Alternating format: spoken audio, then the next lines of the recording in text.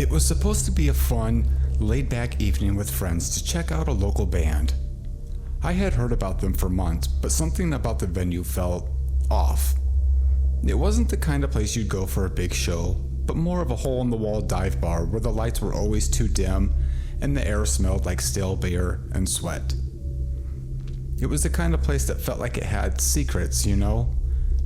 But it wasn't later until I realized how true that was. I had just turned 22, and my friends and I were excited for a low-key night of good music. The moment we walked in, I felt like I was stepping into a forgotten world.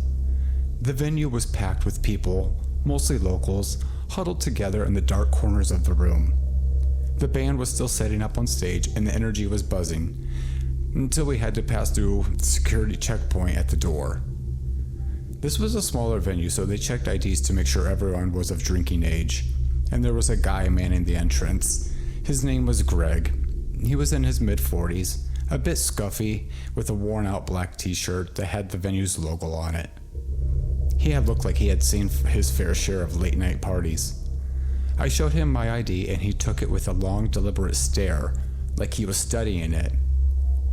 Odd. But I just brushed it off as quirky security guy. "Enjoy the show," he said, handing me back my ID. But there was something in the way he said it, almost like he was trying too hard to be friendly. The night went on and the band was great.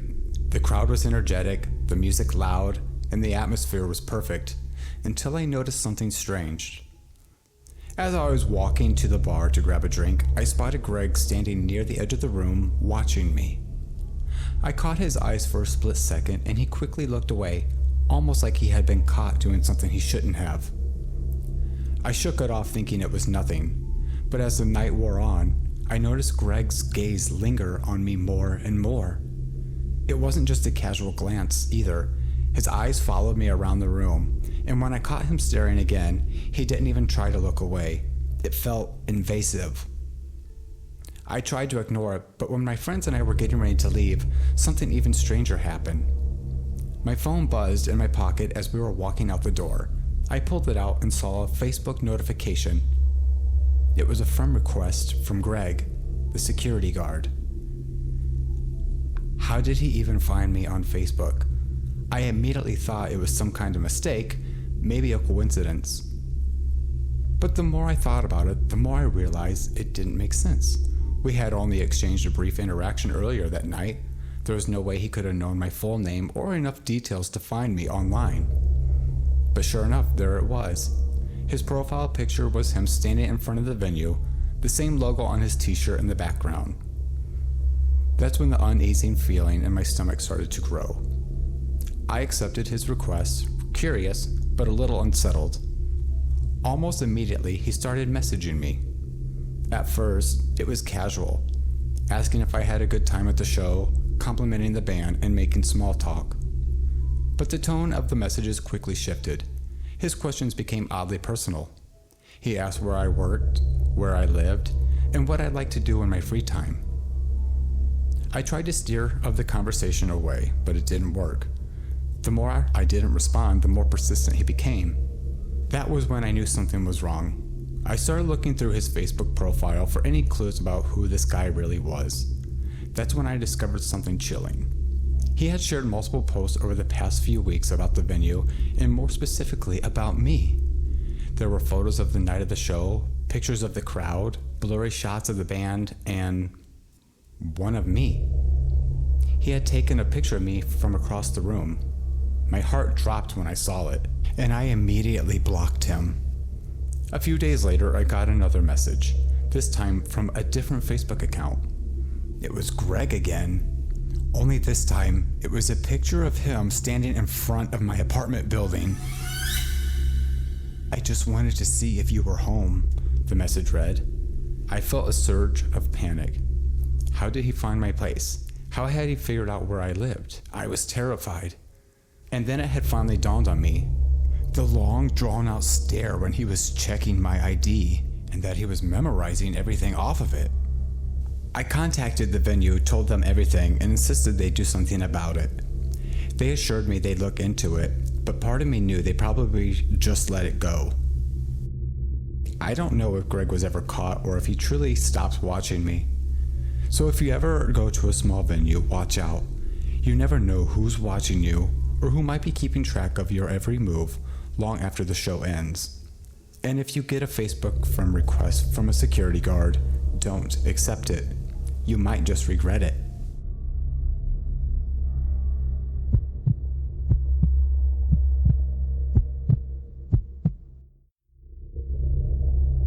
This happened to me about 2 years ago, and to this day, I avoid that park completely.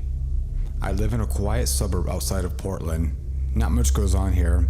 The kind of town where people leave their doors unlocked during the day. I have a German Shepherd named Loki, and one of our favorite places to go was the dog park, a few blocks from my apartment. It's not very big, but it's usually empty in the mornings, which is perfect because Loki doesn't do well with small dogs. One Sunday morning around 7:30 a.m., I took him there like usual. It was overcast, kind of foggy, and the air was dead silent. As I walked in, I noticed somebody already there. An older man standing on the far fence. He was wearing a black trench coat and a wide-brimmed hat, even though it wasn't raining. No dog, just standing there facing the park like he was watching something. I figured he was waiting for someone. Loki was off-leash doing his usual lap around the perimeter when I heard the man speak. "You believe in salvation?" I turned. He was looking directly at me now, expression blank. His voice was deep, flat. He didn't move. He didn't even blink. What? He started walking towards me, and I immediately called Loki back. The man reached into his coat, and I stepped back instinctively, but he just pulled out a small black book. A Bible, I assumed. He held it out. "You should read this. The end is nearer than you think." I didn't take it. Something about the way he spoke, so monotone, like he was trying to convert me. More like he was warning me, almost like a threat. "No thanks," I said, and started walking away. He didn't follow me, he just stood there staring. As I got to the gate, I looked back. He was kneeling now. No dog, his arms were outstretched, palms up, and his head was tilted back like he was praying to the sky.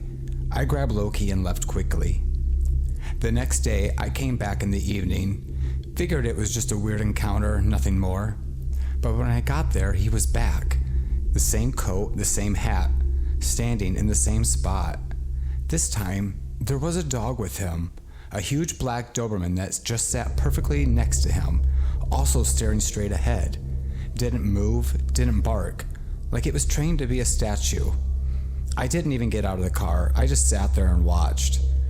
The man turned his head slowly, as if he knew I was watching, and smiled.